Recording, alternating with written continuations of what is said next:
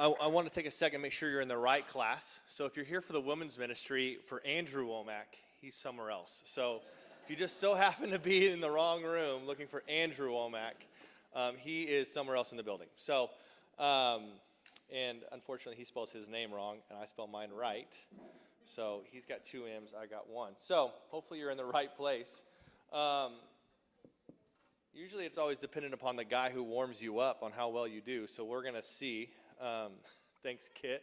No, honestly, I'm really honored to be able to share with you. This is something that the Lord is, not just this, but just the ability to share what God's doing and engaging what's on his heart for people is something that I've fought really hard for the last couple of years. And so it's something that I'm really honored to share, just what God's doing and what I feel like he's doing in this church, in my life. And so if you don't get anything out of this, that's okay. I'm going to get plenty out of it. I was really excited as I was doing this. I was getting really hopeful. When Tim asked me a while ago, he said, hey, do you want to teach 8 weeks series on something? And I said, ooh, that's a lot. How about 4? Because originally it was like, hey, we're going to do an hour and a half. I was like, I've never talked for an hour and a half in my life. So let's do 4 weeks. And so anyway, so Janelle had asked me, my wife Janelle, if you don't know her, Joe and Beth's daughter. I'm married into a really good family. So anyway, so she had asked me, hey, if you could teach on something, what would you want to teach on? And I said, probably the life of David, because I'm so drawn to his life. I'm so drawn to the wins and the losses, and how at the end of it, he's still a man after God's own heart. And so I'm drawn to his life. I'm drawn to the different aspects of his life that made him this man that we all know. Even outside the church, people know who David is. You know, they'll reference David and Goliath. Like they typically know who David is. So it's just a person in the Bible that I'm really drawn to. And I think he honestly gives us a prophetic picture of how we're supposed to live today as well. So, but I'm going to ask something of you. I need a favor. Okay, I know some of you just got off work, maybe went home, grabbed your kids, got a quick bite to eat, threw them in the car, literally, maybe. Got here in somewhat sanity, or maybe you got here and you're tired at the end of the day. I'm going to make you work just a little bit. Is that okay? Yeah. And so one thing I want from you is response. And none of this, like I think Tim said it a couple weeks ago about your resting face. Good resting faces, and if I make a joke that's not funny, laugh anyways. That helps. Anytime I make a good point, oh, that's so good, praise the Lord. Any of that, just great. But this series is something that is on my heart, and I feel like it's for some of you who maybe you feel stuck, maybe you feel lost and wondering and confused about what God could be doing. Well, I'm here to tell you you're in a good place. I had this statement that was running through my mind a couple weeks ago, and I haven't been able to get it out of my mind, so we're going to actually practice it together, okay? And those of you who count how many times people turn pages, I do that sometimes to see how much longer we're going to be. I have 11 16-point font, okay? So just if you're counting, Kit said I have till at least a good hour and a half. If the Holy Spirit shows up. No, he's here, and I only have till 8 o'clock. So, but I had this thought that ran through my mind as we're going through these Jesus talks, and we're here to grow. And it's this thought that I was lost, I've been found, and I'm still growing. So go ahead and say it with me. I was lost, I've been found, and I'm still growing. Good, so we're in this together. Awesome. So if you brought your Bible, if you brought your smartphone, your dumb phone, maybe you brought your wife, you brought her Bible, go ahead and turn to 1 Samuel 16. We're going to be spending most of our time in there today. We're going to jump over to 17 towards the end, but kind of put your finger in 1 Samuel 16. My theme for these 4 weeks verse would be Psalms 1:3. And I'm going to read it out of the Amplified version because it amplifies it. So if you want to go there, you don't have to go there. I'll read it for you. You stay in 1 Samuel 16. It's going to be quick. But for Psalms 1:3, and he will be like a tree firmly planted And the Amplified Version says, and fed, in parentheses, by streams of water, which yields its fruit in its seasons, and its leaf does not wither. And whatever he does, he prospers and comes to maturity. I love this as an encompassing of what I hope to gain from David's life, is that we can come out knowing that we are trees firmly planted by the living water, right? And that we can yield fruit in its season.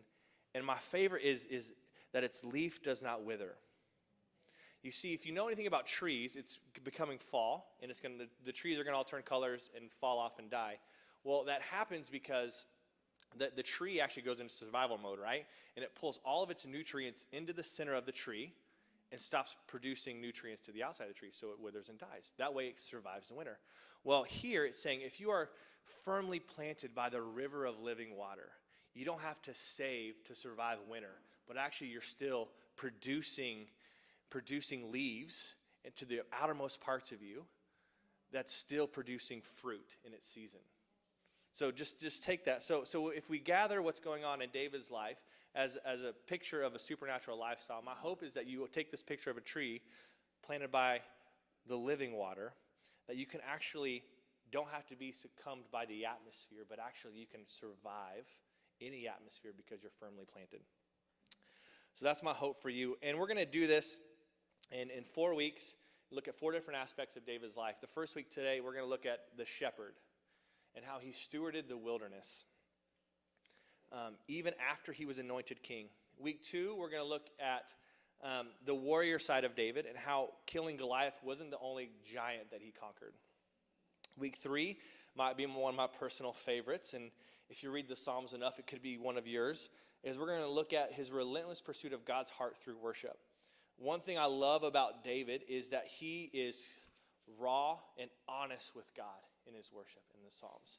I think sometimes we're maybe scared a little bit to be honest with God because it may hurt his feelings, or maybe he might be upset with the way we're responding. But if you read through it, David gives everything he has. Everything he has, every emotion, every thought when he cries out to God. And so that's week, I'll keep going, but that's week 3. So look forward to that one. And then week 4 is how to reign, R-E-I-G-N, the king side of David, and how he made decisions for his legacy that actually led to Solomon's peace and the resources that led to building the temple. And so how do you make decisions? How did David make decisions that actually led to the fruitful seasons in Israel's history? So we're going to look at some of that too in week 4. But in all this, my hope is to build a foundation for what I believe looks like a supernatural lifestyle. But anyway, so for today, we're going to look at the wilderness and how David stewarded the wilderness. We all love an underdog story, right? Any sports fans? I'm a big sports fan. So if you're not, that's okay. If you like chick flicks, there's underdog stories in chick flicks. But there's something in us that roots for the underdog, right? That roots for the one who you don't see coming, but yet does extraordinary things. Like the X Factor. It's always, or like the X Factor, what is America's Got Talent? Whenever they bring these kids up that are like 10 years old and they do crazy, amazing things, everybody gets really excited about it, right? There's something in us that roots for those unexpected things to happen. For me, it's like March Madness, any Cinderella team that makes it, I'm good. Even me too, on a chick flick, the nerdy, wimpy guy who gets the girl at the end, I'm all for. But we love these storylines, and I think that's why a lot of us are so drawn to David, is because here is the unlikely hero, right? He's a poor shepherd boy who found the heart of God and the secret to take down giants. So I believe that the wilderness has 3 purposes that we can learn from David's life. Now, when I hear the word wilderness, there's like something that like crawls down my spine. I'm not a huge outdoors person. Like I grew up, and Josh can laugh at this, I grew up doing Roll Rangers. It's like Christian Boy Scouts. And it was good. I went a little bit because I was doing sports, but we do these canoe trips all the time. Every year we'd go down to Oklahoma, camp out, go down the river. They were the worst experiences growing up. And I mean, greatest memories in a sense, but I remember it rained like every year for like 5 years. One year we were on a canoe and we got tipped over, and my dad was grabbing all 3 of myself and my 2 brothers as we're floating down the river, and there goes our our cooler, and we were cold and wet the rest of the day. It just wasn't a good experience. So like my thought of like camping is like, hey, if we're going to go hunt or do something, I'm going to stay in a hotel. We'll drive out early in the morning and come back. Like I want a hot shower. I want a comfy bed. Like that's wilderness to me in a sense. I'm not a huge outdoor. So if you're like, hey, I need to invite Andy out to go hunting, great. Can I drive? And then come back. So for me, I had to look, okay, what is the wilderness? Like I have this picture in my mind of a wilderness. So a wilderness is a wild and uncultivated region as a forest or desert, uninhabited or inhabited only by wild animals, or a tract of wasteland. Man, that gets me excited. Right? Like wild animals, for desert, uninhabited, wasteland. But what I hope you get today, and this is why I'm so excited, is I hope you get excited when you hear wilderness. Because what happens in the wilderness can't happen anywhere else. What happens in the secret place, what happens when in the solitude, in the uninhabited, where it's just you and God, you can't be found anywhere else. So I really, truly believe that the wilderness is where your promotion and your growth come from. See, because the wilderness is uncomfortable. And I believe that comfort and growth don't mix. So you're going to have to be uncomfortable to grow. So, and it'll depend on how well you steward the wilderness on how much you're going to grow. I promise I'm using the Bible. I just have it in my notes, so we'll just put that there. And I know that sometimes it feels like God leads us into the wilderness. And he leads us into the wilderness, not from it, because he wants to lead us through it. Let me say that again. So he leads us to the wilderness, not from it, so he can lead us through it. Sometimes people can get a little offended by that statement of well, God's a loving God. He would never lead me into the wilderness, and he's the God who leads me by still waters and makes me lie down in green pastures, and it's this beautiful picture. And then the next verse of Psalms 23 is, I walk through the valley of the shadow of death. He's still leading, right? And he prepares a table, before my enemies. He's still there, right? Like, he's the guy who's preparing the table in front of your enemies and walking you through the valley of death. But what I love is that he's still there, right? His rod and his staff, they still comfort me. So, and this is still the same God. And if you even in Matthew, end of Matthew 3, it's the same God where Jesus is baptized by John the Baptist, right? And dove comes down, a voice of heaven comes down and says, this is my son who I'm well pleased. This beautiful moment. Chapter 3 ends, chapter 4 starts, and it says, then Jesus was led by the Spirit into the wilderness to be tempted by the devil.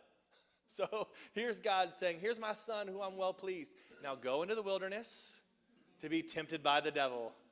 Now he wasn't alone. The Holy Spirit was with him and led him. But it's just interesting to go like God actually wants us to move into the wilderness season so he can continue to work on areas that need to be worked on. And I truly believe that we should not be intimidated or scared of the wilderness, but we should actually be excited about it. Because I believe that that's where his presence solidifies who we are and who he is in us. And that's actually my first purpose of the wilderness, is that he solidifies who we are and who he is in us. So if you're still there and you haven't left me in 1 Samuel 16, we're going to do that. But let me give you a quick backdrop of what's happening at the beginning of 1 Samuel 16, or in 1 Samuel. This is where the Israelites haven't been ruled by a king yet. They've been ruled by judges and prophets. And at the beginning of 1 Samuel, they come to Samuel and say, hey, we want a king. All these other nations have kings. We want a king that rules over us. And they finally, convince God that, hey, I'm going to give them a king. So he's like, hey, there's this Saul. Find him, anoint him king. He's a head taller than everybody else. It's a lot of outward appearance, but go find Saul, anoint him king. And Saul starts off really well. Like, hey, I'm going to send you to the Philistines. You're going to kill him and everybody else. And then he starts making decisions on his own. Because God was telling him, hey, destroy everything. But he started keeping stuff for himself. And we see that actually in the end of 1 Samuel 15, it actually says that God regretted making Saul king. Now, that's going to be a sermon for another day. But I would hate to be in that position of I regretted making Saul king. Anyways, but I think what happened really in this, and this is me, so is that sometimes if you move too quickly through the process, that you're not built, you haven't built the strength for the glory. Sometimes if you move too quickly through a process, you haven't built the muscles. Like if I go to the gym right now and I try to lift 400 pounds, it's going to crush me. But I have to work muscles up in order to get there. I may never get there, but I'd have to go to the gym first. Let's start step one. Yeah, but there's this process that has to take place in order to build what God is calling you to. And so 1 Samuel 16 starts, and God tells Samuel, hey, stop mourning after Saul. I have a new king in mind. And he's in Bethlehem. He's the son of Jesse. So Samuel goes off to Bethlehem, and this is in the end of verse 5 is where I'm going to pick up. And it says, then he consecrated Jesse and his sons and invited them to a sacrifice. And so it was. When they came, that he, Samuel, looked at Eliab and said, surely the Lord's anointed is before him. I think Saul, I'm going to pause right there, because I think Samuel knew. So Samuel's done this before. This is round 2. So I'm assuming that when he went to Bethlehem, he had a good understanding of, hey, I've done this before. I know what God's looking for.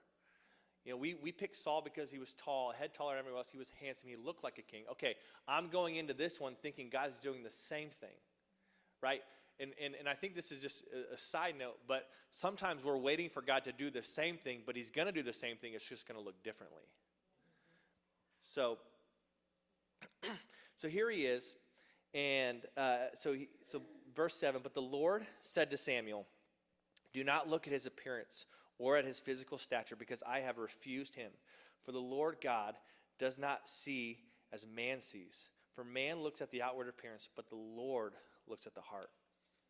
God had a different plan in mind. Same plan, different outcome. So Jesse called Abinadab and made him pass before Samuel. And he said, neither has the Lord chosen this one. And then Jesse made Shammah pass by. And he said, neither has the Lord chosen this one. Thus Jesse made 7 of his sons pass before Samuel. And Samuel said to Jesse, the Lord has not chosen any of these. So could you imagine what could be going on in the mind of Samuel and Jesse at this point? So here's Samuel, prophet, okay? And at this time, whenever a prophet showed up here to your town, it was never good news. Like at the beginning of 1 Samuel 16, when he goes to Bethlehem, he shows up, and the elders come from the town, and they're scared. Because most of the time when a prophet came into your town, it was not to bring good news. So here he comes in, and actually he's bringing good news. The Lord told him to go to Bethlehem, go to Jesse's house, and he's going to pick one of his sons. But yet there was no son. So maybe he's thinking, well, maybe I misheard. I'm this great prophet, and now I'm here, and there's no son to anoint. Okay, now what? And then on the other hand, you have Jesse, who's probably like, oh gosh, don't ask me about my other son. Because historians believe that David was actually an illegitimate child of Jesse. That's why he was a shepherd. That's why he was out in the field. And other theologians believe that his brothers didn't even know that he was a brother, that he was actually disowned by the family. And so here he is out in the field, and Jesse's probably thinking, oh, please don't ask me, but I can't lie to a prophet because a prophet will know I'm going to lie, and then the bad news is going to come. So that's kind of how I process with Jesse. So in verse 11, and Samuel said to Jesse, are all the young men here? And then he says, there remains yet the youngest, and there he is keeping the sheep. I love this part where it says, and there he is. Because if you see that, it means that David was an eye shot of the party. David wasn't far off. Like, there he is. So I'm sure he pointed, and everybody turned, and I could just imagine the shock and awe. If the older brothers didn't know that he was one of his brothers, imagine saying, that kid out there, first of all, is my brother. Second of all, he's the shepherd boy who wasn't even invited to the party. And then you got David, who I guarantee you saw the caravan coming in, seeing the party. He can see the party, and he's still not invited. He's still out in the field. But what's interesting about the wilderness is that David wasn't succumbed by what was happening there, but he was succumbed by what was happening here. And what's interesting is that, this is my second point of the wilderness, is that the wilderness births promotion. You see, David didn't have to show up to the party on his own account. He didn't have to say, hey, why wasn't I invited? But what actually would happen is that they sent for him. So the wilderness births promotion. Look at this. So, and Samuel said to Jesse, send and get him, for we will not sit down till he comes here. And he sent and brought him in. Now he was ruddy and had beautiful eyes and was handsome. And the Lord said, arise and anoint him, for this is he. Then Samuel took the horn of oil and anointed him in the midst of his brothers. I love how it points that in there. In the midst of his brothers. Like, I have a younger brother, and I know he's my brother, but I have a younger brother, and if he was anointed king in front of me, there would be something that would rise up in me, naturally. Like, the company I work for, the youngest brother is the CEO. He's got 2 older brothers who work for him. I'm always like, I want to know that dynamic when who's making decisions, how that goes with the oldest brother, right? Like, the youngest brother says, hey, we're not going to do this. Oh, I think it's great. Like, I can just imagine as having brothers of like, this isn't going to go well, right? So I just love that it's in the midst of his brothers. So, and then Spirit of the Lord rushed upon David from that day forward. Now, other parts in the Bible, when it says the Spirit of the Lord came upon people, I love that this one says, and the Spirit of the Lord rushed upon David. Oh, that just gets me fired up. And that's just a side note. I just love that word. So, but what I love is that David didn't have to sneak into the party, but he was actually doing what was asked of him in the wilderness. He wasn't out there just wandering. He was actually out there taking care of his father's sheep. He was doing what God had asked him to do, or his father had asked him to do in the wilderness. He was stewarding it.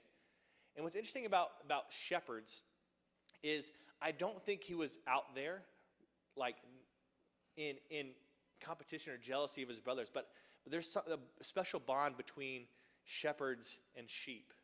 You know, even Jesus says that the sheep hear my voice and they follow me.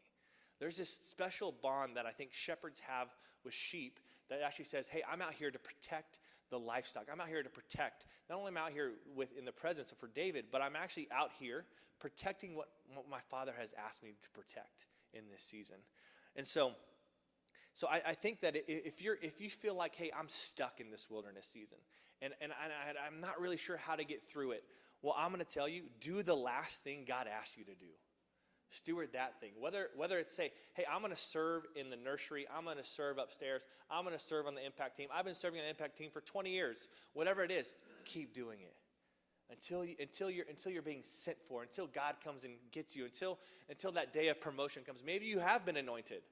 Maybe you have been prophesied over. Hey, I see you speaking in stadiums or whatever it may be, maybe singing in stadiums. Well, until that comes forth, continue to serve. Continue to say, hey, I'm showing up today. I'm gonna steward what God has given me. Because not once did David ever promote himself from the wilderness, but he was always sent for. And not once, but twice. See, because at the end of the story of him being anointed, it goes into verse 17. And what's interesting is Saul is being tormented, right? And he's being tormented, and his servants are like, well, we need to find somebody who can play the lyre really well, who can worship really well. And we need somebody to do it to torment what's tormenting Saul, right? And I love this. I love what's going on here because one of the servants says, well, I heard this shepherd boy out in the field worshiping. So he went back out to the field, right? So Samuel anoints David, okay, and goes back. You know, I think what's interesting about that is David didn't go back to the palace with Samuel. Here he is anointed. The story ends. Then we find David still in the wilderness. You know, if this was today, we would probably see it on social media like #king, #anointed one, #ghetto to the palace. You know, like we would see these things and it'd be self-promotion. But what happens is David goes back to what he was doing before. Like in David, yes, he's anointed. The Lord rushed upon him, but he goes back to what was asked of him. And then he's sent for again. You see, because what happens is, and I love this because how loud would he have to be singing and playing for somebody walking by to hear him and be like, oh, wow, he's really good. We need him in the palace. And this is going to get me into my third point because I believe that the wilderness is actually a training ground. Because look at this story that, I mean, this goes into another story, but David had never been into a palace, right? He'd only been in a wilderness, but yet he's anointed king, but yet God sends for him again to play music in the palace for Saul. And I don't think he was just there to play. I think he was there observing. Hey, how do you act? He didn't go to a king school or Ivy League school. But he was placed in a place of training for what was to come later.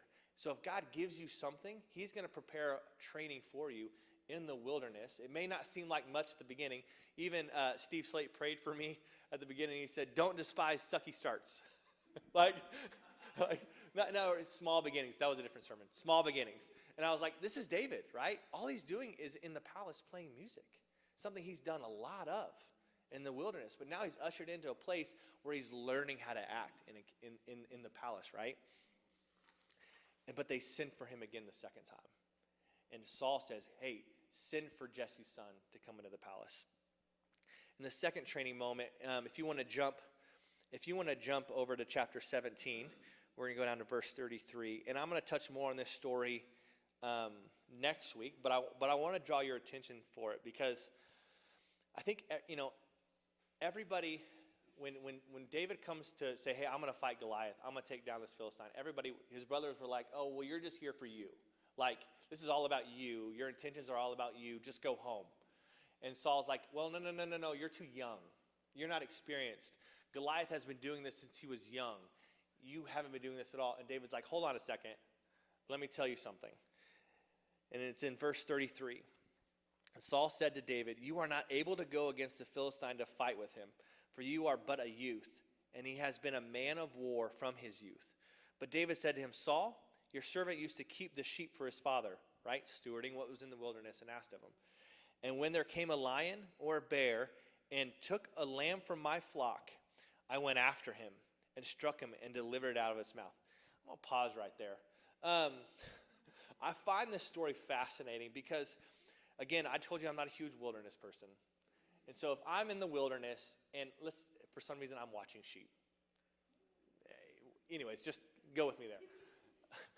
And a bear or a lion comes and grabs one, I'm actually going to leave that one, take the 99 and go somewhere else. Like, we're going to go hide somewhere. Or maybe I'll leave the rest of them out there and I'm out, right? Like, what's the saying? If a bear's chasing me, all I have to do is beat the slowest person.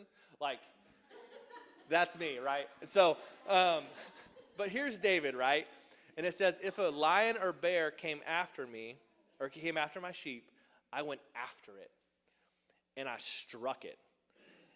And delivered it from its mouth. Okay, and then I love this next part. And if it's a question, and if he rose against me, like you just took food from the mouth of a bear and a lion. You take food from me, I'm going to rise up against you. You take food from a lion and a bear, that's a whole nother story.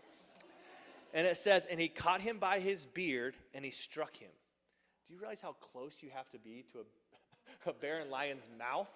And he still has paws that can kill you. But yet he grabs him by the beard, strikes him and kills him. I just love that. And your servant has struck down both the lions and bears, and this uncircumcised Philistine shall be like one of them. For he has defied the armies of the living God. Gosh, that's such confidence. I just love that. I got goosebumps. Let's get excited about it. I love that. I'm going to read that again, okay? And he said, for he has defied the armies of the living God, and he shall be like one of them. Whew. And David said, the Lord who delivered me from the paw of the lion and from the paw of the bear will deliver me from the hand of the Philistine. And Saul said to David, go, and the Lord will be with you. See, what they didn't know when he came up to them is the history that he was building in the wilderness, the training ground that he had. And I don't know about you, but I think Goliath was an easy target compared to a lion and a bear. He's just a man. He's not a wild animal with teeth and claws. He's just a man. And I think he looked at Goliath and said, yeah, that's easy. Everybody else is terrified, but nobody's built the history and the experience with God in the wilderness that only he can give you in the wilderness. So my heart for us is to not despise the wilderness, but to ask God in the wilderness, hey, what are you preparing me for?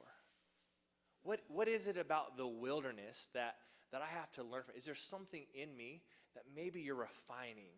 Maybe you're shaping that I haven't quite grasped yet. And maybe it's like, God, maybe it's even asking the question, hey, God, how are you speaking to me? Maybe he's still speaking. And you're like, God, I haven't heard you. I'm in the wilderness, and I don't know where you're at. I haven't heard you. I need a prophetic word, whatever it is. But maybe he's just turned the channel just a little bit, and you have to retune. Sometimes he may be speaking to you, and it may look different than it did in one season. But what he's doing is growing you to understand the different aspects of how he speaks.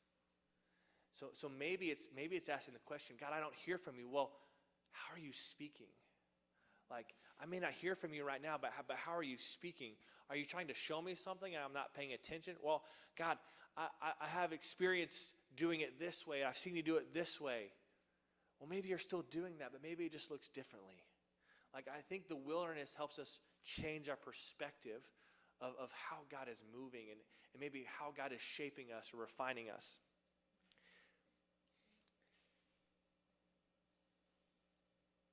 But I would say be expectant of the wilderness, because at the end of the wilderness, promotion is coming. The wilderness doesn't last forever. The wilderness has an end. It has an end. And I would say don't be quick to move through the wilderness. I heard this analogy one time, and I thought it was brilliant. Now, my generation didn't have to do this much of this, but do you remember the old camera, right? Like you had the film that was in the camera, and you had to take it out, and it had to be in a dark room for a certain amount of time, and if any light got to it too early, it destroyed it, right? Well, what if that's us? What if we're the film, right? And we're in the secret place, in this place of hiddenness, but yet sometimes we try to expose light too early, and it actually ruins what God may be doing in our lives. So I would say, hey, don't move through the wilderness too quickly. Like it may be hard, it may be lonely, but continue to say, okay, God, what are we doing? What are we building? What are we growing in this season? From the time David was anointed king to the time that he became king was 27 years. So imagine that. Like, God, I've been anointed. I've been promised the palace. I've been promised the kingdom. And I conquered armies and Goliath, and I did all these great things. And now my mentor is trying to kill me in the wilderness. And I'm hiding in a cave. But I think what's happening is the Lord kept building character, building honor. Like he's in a cave with Saul and has a chance to kill him. And he's like, how dare I lay a hand on God's anointed? Like that takes a lot of character to take a moment and a teachable moment for his men. And I'll get into that in week 4. But the opportunity that he had to actually take over the throne in that moment. I mean, in our minds, he has every right. Like, here's a man who's trying to kill me. I'm just protecting myself. And the Lord, I love one of his men say, look, the Lord has given him to your hand. Like sometimes a good idea, which may seem a good idea from a friend, may actually be the wrong one in the kingdom. Just saying.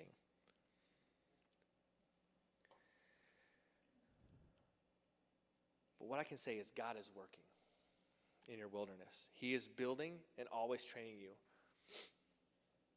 I'm going to go back to Psalms 1:3. And he, you, me, will be like a tree firmly planted and fed by streams of water, which yields its fruit in its season. Its leaf does not wither, and whatever you, me, us do, we will prosper and come to maturity.